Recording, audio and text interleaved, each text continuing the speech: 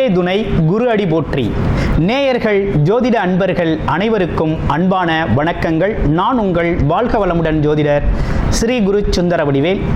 இப்போ பார்த்தீங்கன்னா 2025 செப்டம்பர் மாத பலாபலன்கள் ஒவ்வொரு ராசிக்கும் எப்படி இருக்கும், என்ன செய்யலாம், என்ன செய்யக்கூடாது, என்ன விதமான வழிபாடுகள் உகந்ததாக இருக்கும், நட்சத்திர பலன்கள் எப்படி இருக்குது அப்படிங்கிறதை பற்றி முழுமையாக நம்ம விரிவாக ஒவ்வொரு ராசிக்கும் நம்ம பார்க்க இருக்கிறோம். இந்த செப்டம்பர் மாதத்தோட நிறைய விஷயங்கள் நடக்க இருக்குது. அது என்ன அப்படின்னு பார்த்தீங்கன்னா, 4 கிரகங்களின் பெயர்ச்சி இருக்கக்கூடிய மாதம் அப்படின்னா அந்த செப்டம்பர் மாதம் தான். பார்த்தீங்கன்னா தொடர்ச்சியாக 13ஆம் தேதி செவ்வாய் பகவான் பயிற்சி ஆகிறார், செப்டம்பர் 13. செப்டம்பர் 14 அப்படிங்கிறது சுக்கிரன் பயிற்சி ஆகிறார். அடுத்து செப்டம்பர் 16 புதன் பகவான் பயிற்சி ஆகிறார்.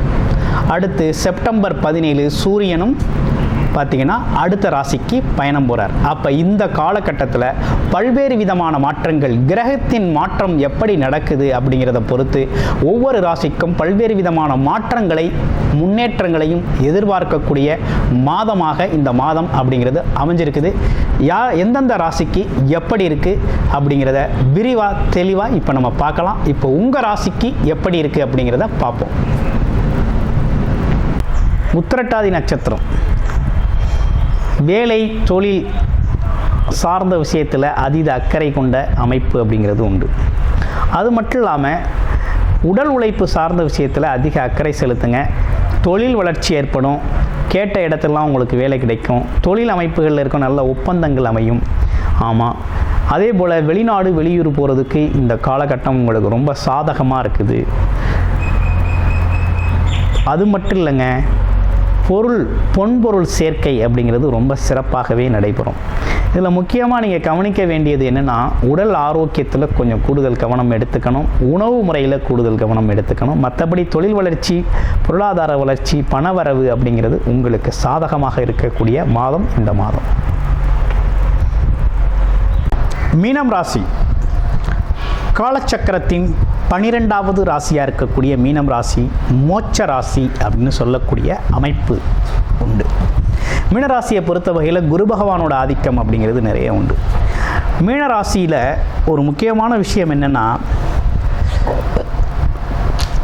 சொல்ல காப்பாற்றுறது, திட்டமிட்டபடி செயல்படுறது, ஆமாம், கமிட்மெண்ட் படி ஒரு வேலையை செய்கிறது, இதிலெல்லாம் பார்த்தீங்கன்னா குழப்பம் ஏற்படும். அடிக்கடி ஒரு குழப்பம் ஏற்படும். இதிலெல்லாம் ஒரு கன்ஃபியூஷன் வரும். இப்போ சுச்சுவேஷன் என்னென்னா, 7.5 சனி அப்படிங்கிற ஒரு விஷயமும் போய்கிட்டு இருக்கு. 7.5 சனி, அதுவும் ஜென்மச்சனி போய்கிட்டு இருக்கு. அப்போ என்னன்னா, ஏற்கனவே நம்ம கொஞ்சம் குழப்பமான ஆள் தான். மற்றவங்களுக்காக என்ன வேணாலும் செய்வோம், எங்கே வேணாலும் போகும், எவ்வளோ முயற்சி வேணாலும் எடுப்போம், எவ்வளோ டைம் வேணாலும் ஒதுக்குவோம். மற்றவங்கள உயர்த்துறதுக்கு, மற்றவங்கள வேலைகளை செய்கிறதுக்கு என்ன பயங்கரமாக எஃபர்ட்ஸ் போடுவோம். ஆனால் நமக்குன்னு ஒரு திட்டமிட்டு ஒரு வேலையை செய்கிறதுல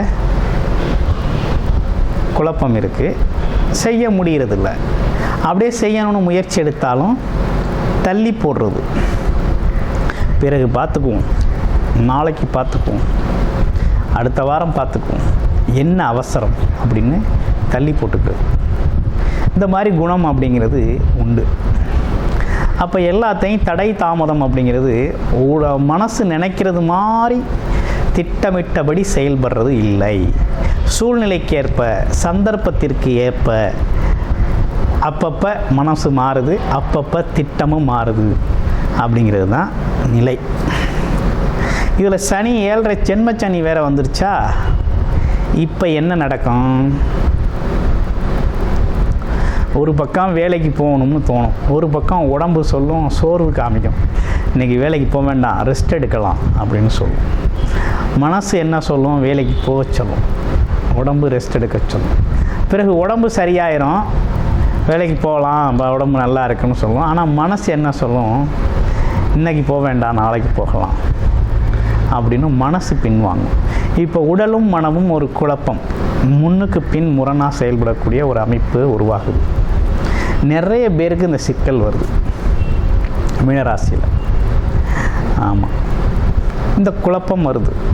ஆமாம், இப்போ நீங்கள் செய்ய வேண்டிய விஷயம் என்னென்னா, ஜென்மச்சனி நம்ம மேலே ஏறிட்டாருனாலே உடல் உழைப்பு அப்படிங்கிறத தவிர்க்கவே கூடாது. உடல் உழைப்புங்கிறத தவிர்க்கவே கூடாது. உடல் உழைப்பு செஞ்சுக்கிட்டே இருக்கணும். கை வலிக்குது, கால் வலிக்குது, உடம்பு வலிக்குது அப்படிங்கிற பேச்சுக்கெல்லாம் இடமில்ல. ஏதோ ஒரு வகையில் உடல் சார்ந்த உழைப்பு இருந்துக்கிட்டே இருக்கணும். அப்போ தான் உடம்பு மனசும் கொஞ்சம் கொஞ்சம் பேலன்ஸ் ஆகி போகும். ஒரே அடியாக ரெஸ்ட்டு விட்டால் ரொம்ப சிக்கலாயிடும். அதனால் உடல் உழைப்பு சார்ந்த விஷயத்தில் அக்கறை செலுத்துங்க. அடுத்து, முன்னோர்கள் வழிபாடு அப்படிங்கிற ஒரு விஷயத்தை கொஞ்சம் செஞ்சுக்கிட்டு வாங்க. வயதானவர்களை பார்த்தா உங்களால் முடிஞ்ச உதவிகளை செய்யுங்க. ஆமாம், செய்யுங்க. அதே நேரத்தில் பார்த்திங்கன்னா, அமாவாசை பௌர்ணமி திதி நாட்களில் வழிபாடு பண்ணுங்க. ஆலய வழிபாடு செஞ்சுக்கங்க. புரியுதுங்களா? ஆலய வழிபாடு செஞ்சுக்கங்க. குலதெய்வ கோயிலுக்கு போயிட்டு வாங்க. அதெல்லாம் ரொம்ப முக்கியமான விஷயம். ஓகேங்களா? அடுத்து, வெளிநாடு வெளியூர்லாம் போகணும்னு முயற்சி பண்ணிங்க அப்படின்னா உங்களுக்கு சாதகமாக இருக்கா வேலை தொழிலுக்கு அப்படின்னு பார்க்கையில் போகலாமா அப்படின்னா வேலை உறுதியாக உண்டுங்க. வேலை உறுதியாக உண்டு. சரி, வெளிநாடு வெளியூர் போகலாமா அப்படிங்கிறது தான் இப்போ கேள்வி. தாராளமாக போகலாம். தாராளமாக வெளிநாடு வெளியூரில் போய் வேலை பார்த்தீங்க அப்படின்னா ரொம்ப நல்லாயிருக்கும். ஒரு புது மனிதர்களோட சந்திப்பு, புது ஆட்களோட சந்திப்பு, வேற்று மொழி பேசுகிறது, வேறொரு மொழி வேறொரு லாங்குவேஜில் வேறொரு விஷயமாக ஒரு புது மனிதர்களோட சந்திப்பு, புது அட்மாஸ்பியரில் இருக்கிறது அப்படிங்கிறது ரொம்ப நல்லது. அப்போ வேலை தொழிலுக்காக வருமானத்திற்காக வெளியில் போகணும் முயற்சி பண்ணுறவங்க நல்லபடியாக போங்க. ஒரு பிரச்சனையும் இருக்காது. நல்லா போகலாம். அடுத்து பாருங்கள், அரசு காரியங்கள் சம்மந்தம் அரசாங்க வேலைக்காக முயற்சி பண்ணுறவங்களுக்கு கொஞ்சம் இந்த காலகட்டத்தில் எழுதின எக்ஸாம் கிட்டத்தில் சில பேருக்கு தடைப்படும். பக்கத்தில் போய் கொஞ்சம் தடைகள் இருக்கக்கூடிய அமைப்பு, பேப்பர் ஒர்க்கில் சிக்கல் வருது. சரி, அடுத்து பார்ப்போம். அப்பா மகன் உறவு நிலைகளில் கொஞ்சம் கவனமாக இருக்கணும். அடுத்து பாருங்கள், சொந்த தொழில் நல்லா இருக்குமான்னு நிறைய பேர் கேள்வி. நீங்கள் சுயமாக செய்யக்கூடிய தொழில் இந்த காலகட்டத்தில் நல்லபடியாக சக்ஸஸ்ஃபுல்லாக இருக்கும். அதனால் உங்கள் தொழில் முயற்சியை தொடர்ச்சியாக எடுங்க. நல்லபடியாக ஜெயிக்கலாம். அதில் எந்த குறையும் இருக்காது. வேலை கிடைக்குமா அப்படின்னு நிறைய பேரோட கேள்வி. கண்டிப்பாக உறுதியாக வேலை கிடைக்கும். ஆமாம், இப்போ வேலை கிடைக்கிறது ஒரு தடவைக்கு 2 தடவை முயற்சி பண்ணால் தான் கிடைக்கும். சும்மா போன உடனே டக்குன்னு கிடைச்சாது. ஏன்னா அங்கே தடை கேது பகவான் வேறு இருக்கிறார். அப்போ என்ன நடக்கும் அப்படின்னா, சின்ன சின்ன தடை தாமதங்களோட நமக்கு வேலை வாய்ப்பில் ஒரு ஸ்ட்ராங் கிடைக்கும். நல்லபடியாக இருக்கும். வேலை பார்க்குற இடங்களில் சின்ன சின்ன தொந்தரவுகள் இந்த காலகட்டத்தில் வந்து போகும். ஆமாம், அதெல்லாம் பெருசாக எடுத்து அதில் பிரச்சனை பண்ணிக்கப்படாது.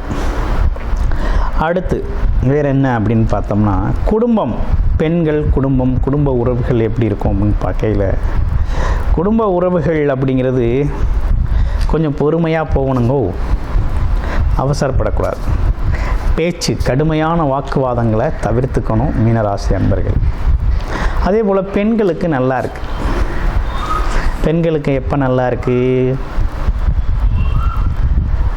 செப்டம்பர் 17ஆம் தேதிக்கு பிறகு பெண்களுக்கு பார்த்திங்கன்னா ரொம்ப சிறப்பாக இருக்குது. குடும்ப பெண்களுக்கெல்லாம் திருமணம் நடக்குமான திருமண சுபகாரியங்களுக்கான பேச்சுகள் நடக்கக்கூடிய அமைப்பு இருக்குது. வரன் அமையும். யாராவது ஒருத்தருக்கு குருபலம் இருக்குது அப்படின்னா திருமண ஏற்பாடுகளை சிறப்பாக செஞ்சுக்கலாம். உங்களோட தசாபுத்தி அமைப்புகளும் நீங்கள் பார்த்துக்கணும். இப்படிப்பட்ட விஷயங்களோடு இருக்கக்கூடிய இந்த காலகட்டத்தில் ஆமாம், உங்களுக்கு ஒரு நல்ல ஒரு பக்கம் 7.5 சனி இருந்தாலும் இன்னொரு பக்கம் குரு பகவான் தொழில் அமைப்பில் ரொம்ப ஸ்ட்ராங்காக வச்சுருக்கார்.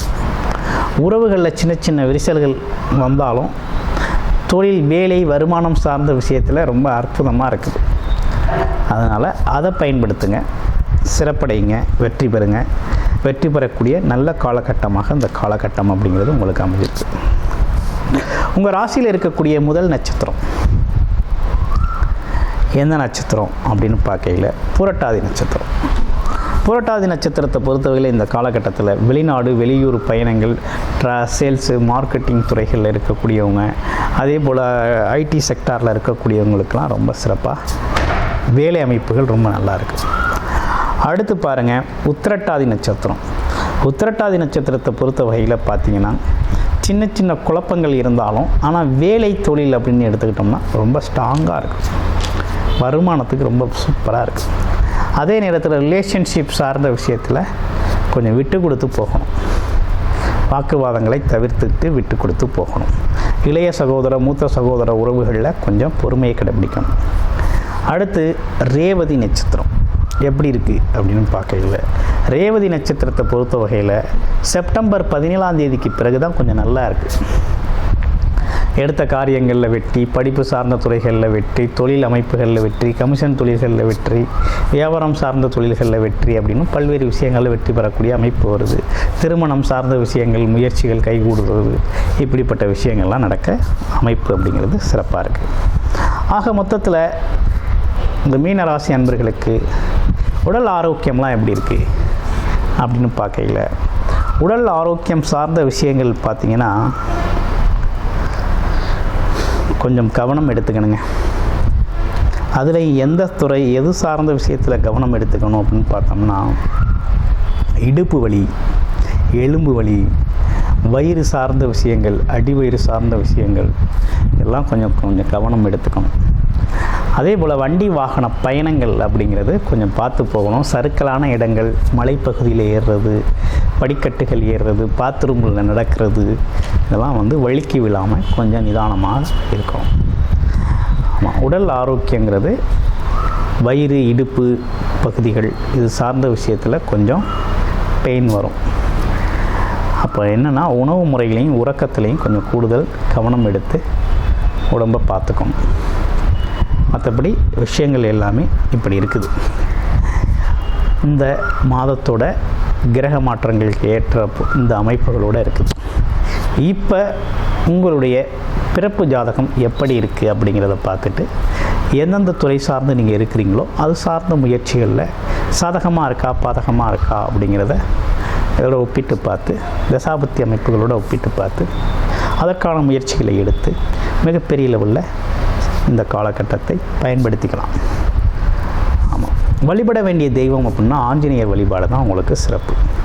பண்ணிக்கோங்க. நன்றி, வணக்கம், வாழ்த்துக்கள்.